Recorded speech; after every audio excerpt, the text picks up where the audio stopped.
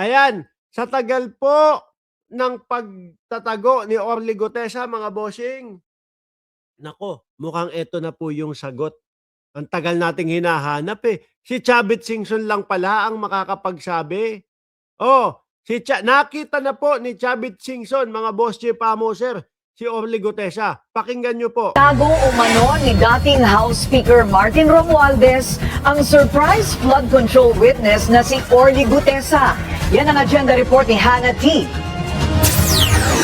Natago daw ni Martin Romualdez si Orly Gutesa, mga kababayan, no? Na surprise witness ni Marcoleta. Tinatago daw po ni Martin Romualdez. Sino daw ho ang may sabi? Nasa poder na raw ni former Speaker Martin Romualdez. Oh, nakita na ni Nakita na. Oh, nasa poder na daw ni Martin Romualdez si Orly Gutesa. Si surprise witness Orly Gutesa. Ulitin ko ha, atras ko ha. Nakita na nasa poder na daw ni Martin Romualdez si Orly Gutesa na surprise witness ni Marcoleta. Raw ni former Speaker Martin Romualdez. Si surprise witness Orly Gutesa. Ayon Hawak daw, di ba? Ulitin ko ha, para maliwanag. Oh, may nakakita na, hawak daw ni former House Speaker Martin Romualdez si Orly Gutesa. Agenda report ni Hannah T. Nasa poder na raw ni former Speaker Martin Romualdez. Si surprise witness Orly Gutesa. Ayon Para po sabihin yan, mga kababayan, ibig sabihin, nakita niya na nakasama o nakakulong o itinatago ni Martin Romualdez. Eh, gano'n naman ho talaga, di ba? Bago mo masabi ang isang pagkakataon o yung taong hinahanap, eh kailangan nakita mo na yan, mga bossing. Sino daw po ang nakakita na hawak ni Martin Romualdez? O, game. Tessa, yan ang agenda report ni Hannah T.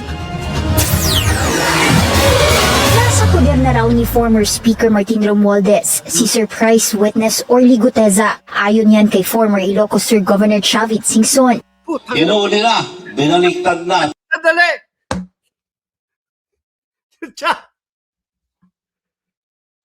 Si Chavit na naman. Oh. Meron sila Diyos ko. Si Chavit na naman pala ang nakakita kay Orly Gutesa at itinatago ni Martin Romualdez. Diyos ko po. Yun na naman. Sabi ni Remy Nofiel ng Cereza Post, fake news na naman. Si Chavit, ibang klase si Manong Chavit talaga, ano? Lahat na lang ho, alam mga kababayan. Oh, tuloy. Chavit, sige nga, paano mo ba nakita? Sige, dali, gusto namin marinig, Boss Chavit. Oh, paano mo nakita? Nasa poder na raw ni former Speaker Martin Romualdez. Si surprise witness Orly Gutesa. Ayon yan kay former Ilocos Sur Governor Chavit Singson. Inuuli na, binaliktad na, tinago na. Gagamitin nila yun. Si Gutesa Hinuli na, binaliktad na, gagamitin na ngayon. Si Orly Gutesa daw po. Mga kababayan, ulitin ko ha, para masabi ni Chavit Singson niya, ibig sabihin no, nakita niya si Gutesa nandun po sa poder ni Martin Romualdez. Oh, kaya niya nasasabing hunuli na, babaliktad na, gagamitin na yan. Di ba?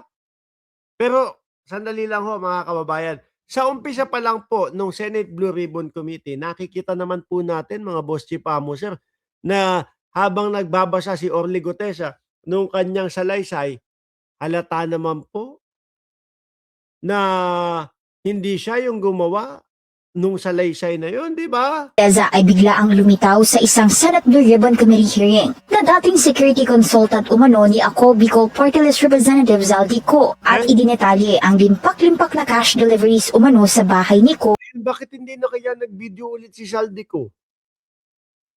Sabi ni Amira Donato, galing na naman kay Chavit. Galing kay Chavit na naman, naku, kasinungalingan na yan. Grabe, ibang klase si Manong Chavit. Lahat nakikita ho, mga bossing.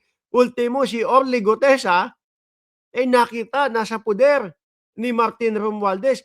Sir, hindi nyo man lang pinicturan. Hindi nyo man lang binidyohan yung nakita ninyo.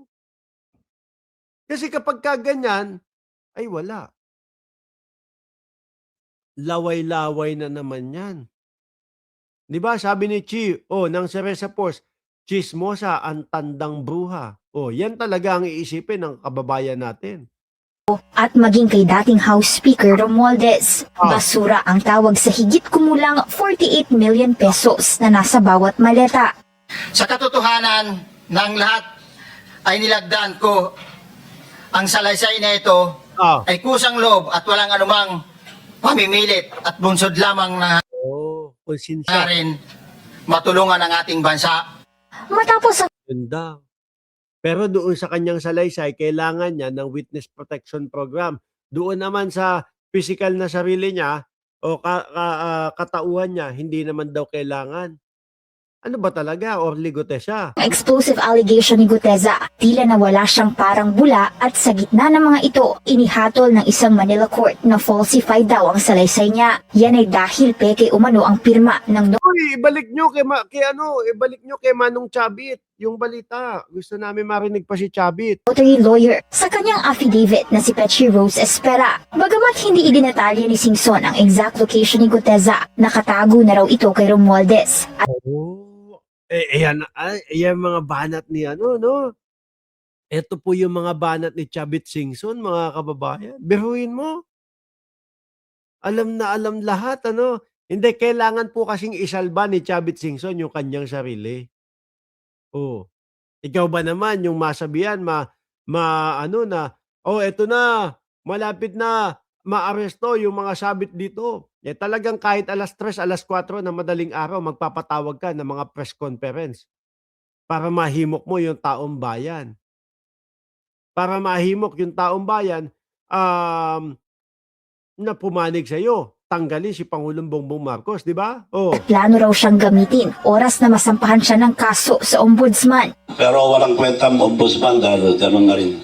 Sinusubukan pa naming humingi ng official statement mula sa kampo ni Romualdez. Sa gitna ng flood control scandal investigation, bumaba sa pwesto ang dating House Speaker at bagamat humarap sa ICI kaugnay ng investigasyon, inirekomenda na ng DPWH ang paghahain ng plunder, graft at bribery charges laban sa presidential cousin at kay Ko kaugnay ng pagkakadawit sa investigasyon. Para sa agenda, Hannah Pero ang malupit to, yung kay Chavit Singson.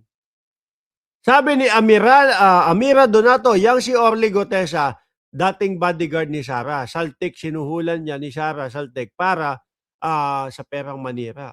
Mas lalong ikaw ang walang kwenta, Mr. Chavit Singson. Totoo naman, yung mga sinasabi ninyo dyan. Di ba?